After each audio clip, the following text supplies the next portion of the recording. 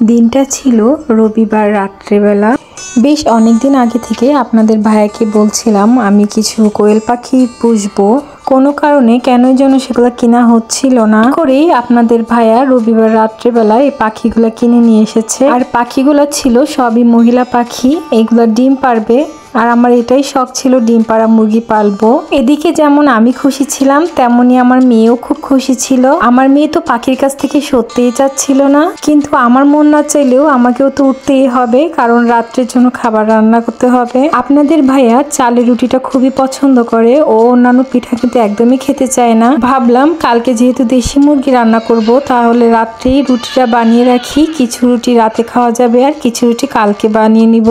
আর এদিকে পরদিন সকালবেলা খুব ফুরফুরা মন নিয়ে উঠে গেলাম। উঠে সকালে নাস্তাটা সেরে নিলাম। আর এদিকে আপনাদের ভাইয়াও বাসায় আজকে থাকবে, সেই জন্য মিস্ত্রি কাজ করছে। একদিক দিয়ে ভালোই হলো, চিন্তা করলাম আমাদের এই পাশে বাথরুমে হাই কমোড লাগাবে, এই জন্য এইখানে মিস্ত্রি এসেছে।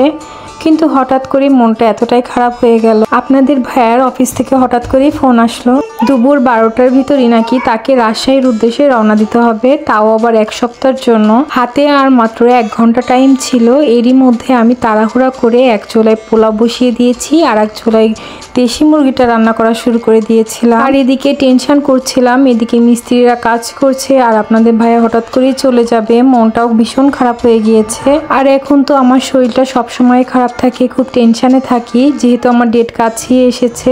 আপনাদের ভাইয়াও ভীষণ মন খারাপ করছিল, তবুও কিছু করার নেই। সৈনিকের বউ আর প্রবাসীদের বউদের অনেক কিছু স্যাক্রিফাইস করতেই হয়। আর আমার এই ভিডিওটি এখন যারা দেখছেন প্লিজ সবাই লাইক করে দিবেন। আর নতুন যারা আছেন, যারা চ্যানেলটি সাবস্ক্রাইব করেননি, প্লিজ চ্যানেলটি সাবস্ক্রাইব করে আমাকে একটু সাপোর্ট করবেন। আমার প্রিয় আপুরা ভাইয়ারা, আমি কিন্তু এই ভিডিওগুলো খুবই কষ্ট করে তৈরি করি, যেহেতু আমার শরীরটা অসুস্থ থাকে, কিন্তু আপনাদের ভালোবাসা পাওয়ার জন্যই কিন্তু আমি এতটা কষ্ট করি।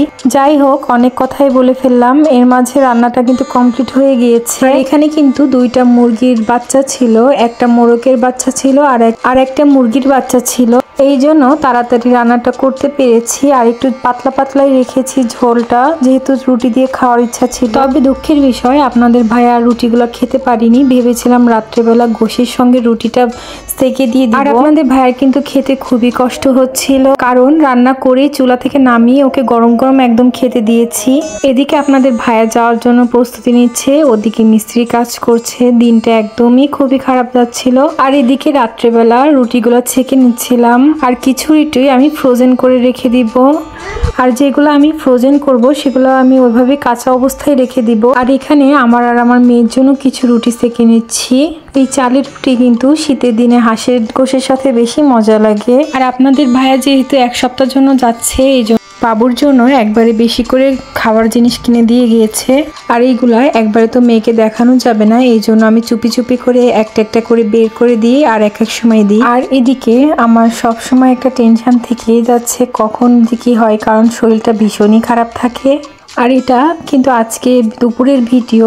আজকে আমার মেয়ে খাওয়ার আগে ভীষণ বায়না করছিল এগুলো খাওয়ার জন্য, দেখলাম বেশি মন খারাপ করছিল, তার জন্য একটা দিলাম। আর একটু পরে ওকে ভাত খাইয়ে দিব। সারাদিন তেমন কোনো কাজ ছিল না। আর আমার মেয়ে সকালবেলা প্রতিদিন একটা করে দই খায়, ওর বাবা দইও বেশি করে কিনে দিয়ে গিয়েছে। আর এখানে যে গোশ দিয়ে ভাতটা নিয়ে এসেছি, ও কিন্তু ভাত একটাও খায়নি, শুধু গোশটাই খেয়েছে। আর বিকালে একা একা বাসায় ভালো লাগছিল না, এই জন্য বাসার নিচে একটু মেয়েটাকে নিয়ে আসলাম। আমার মেয়েটাও কেমন যেন বাসায় থাকতে থাকতে বাসার প্রতি মনোযোগ হয়ে গিয়েছে, এখন বাহিরেও বেশি থাকতে চায় না।